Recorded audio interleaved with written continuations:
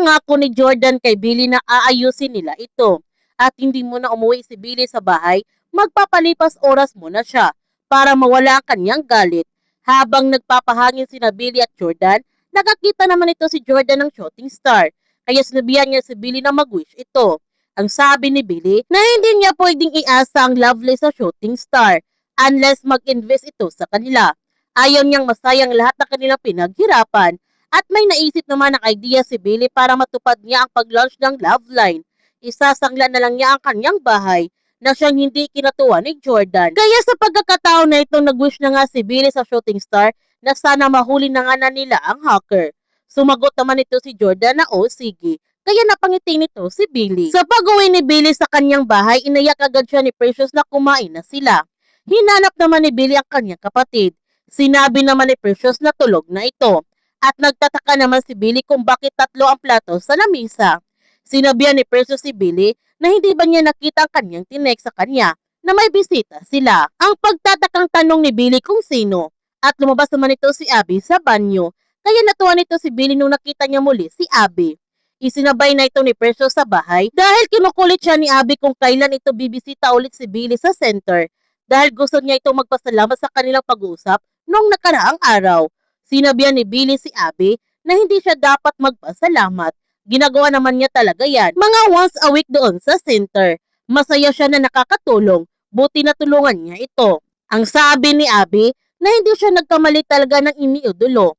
Ang dami na niyang tinutulungan at tinanong niya si Billy kung may tumutulong ba sa kanya. Kasi nakita niya yung nangyari doon sa love list at nag-alala siya.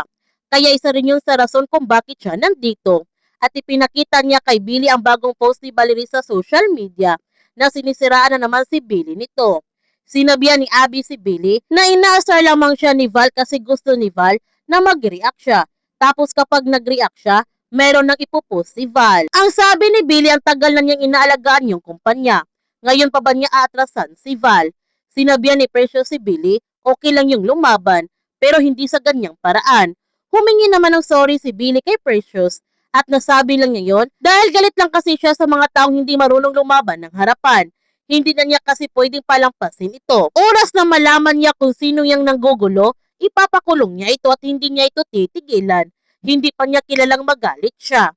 Samantala, dahil sa tulong ni Jordan, nalaman niya ni Billy kung saan ang lokasyon ng hacker at agad niya itong inireport sa mga kapulisan. Ngunit walang napapala si Billy sa presento dahil hindi legal ang pag-trace ni Billy sa lokasyon ng hacker at kailangan may proseso silang gawin para hulihin ang hacker at kailangan may matibay na ebidensya na hawak si Billy.